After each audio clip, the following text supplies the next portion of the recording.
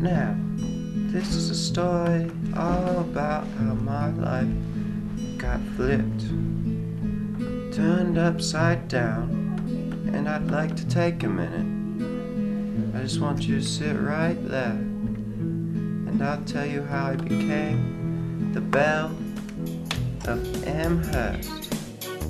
In Amherst, Massachusetts, born and raised, in the homestead is where I spent most of my days. Chilling out, maxing, relaxing, all cool and all, writing some poems up in my room. Try to date a few guys who were just no good. Guess I was just a little misunderstood. I became a recluse, and my dad got scared. I told him this is how I am and that I did not care.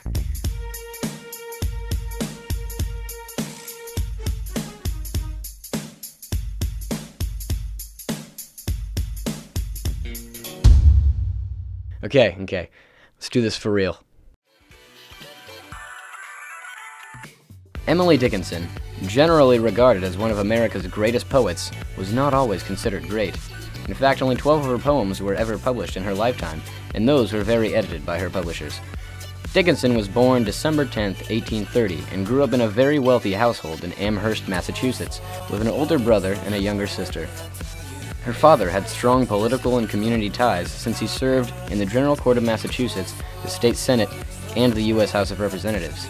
Dickinson was raised to be a cultured Christian woman and was told not to read books that would joggle her mind. However, Dickinson's individualist instincts and irreverent sensibilities led her to books.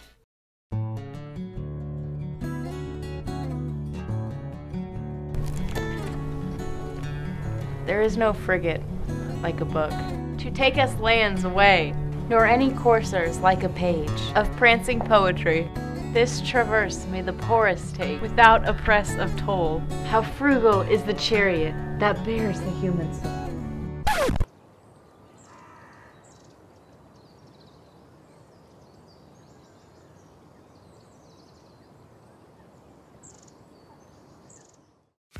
Because of the way Dickinson didn't fit into the mold of what her father wanted her to be, she became withdrawn from social life and eventually became a recluse.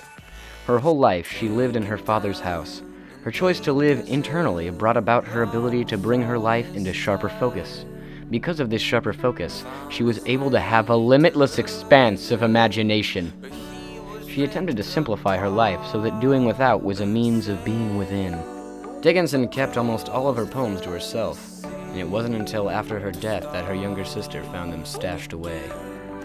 Her death at the age of 56 was eventually caused by Bright's disease, which is a type of kidney disease.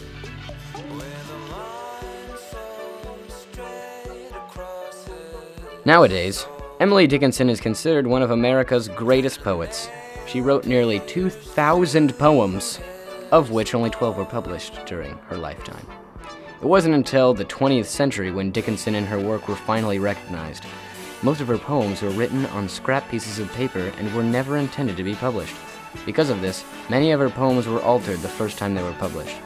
It wasn't until 1955 that Dickinson's work was published in its original state and format.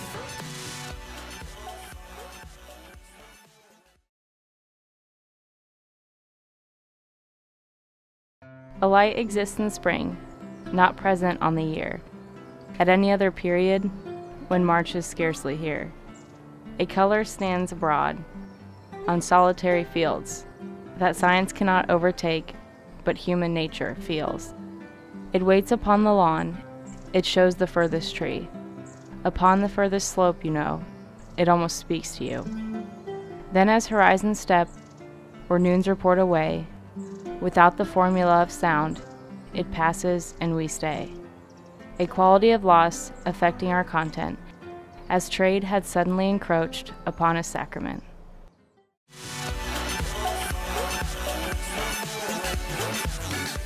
A Light Exists in Spring is different than most of Dickinson's poems, which generally have to do with something that is unpleasant. But at the same time, it is similar to a lot of her poems in the context of the religious symbolism it holds. In this poem, there are two ways that the light that Emily Dickinson wrote about can be interpreted. One way, in the more literal version, which has to do with the changing of the seasons, and the more likely interpretation, that it has to do with religion. The changing of the season from winter to spring is generally thought of as a wonderful and beautiful time of the year. This may have been the inspiration that caused Dickinson to write this poem. But this poem is also interpreted as a metaphor for religion. The lines, "that science cannot overtake but human nature feels," is a clear example of the poem's religious context. She talks about the light waiting upon the lawn and almost speaking to you. By speaking through the light, she is talking about making connections through heaven. The light mainly represents heaven and the sacrament that's referred to it in the last line of this poem.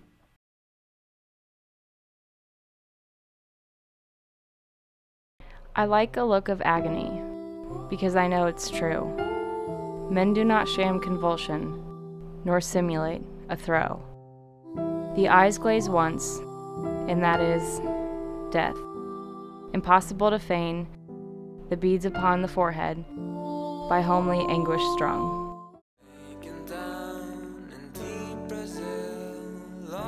In this poem, Dickinson addresses the importance of truth and how much it is valued.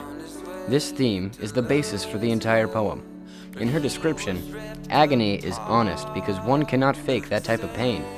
She is describing this scene of honesty in the convulsion or throe before one dies.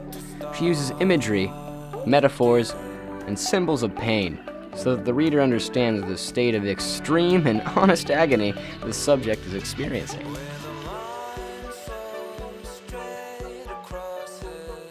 There's no doubt that Emily Dickinson is very influential in the world of poetry. Dickinson and her work are now commonly known around the world.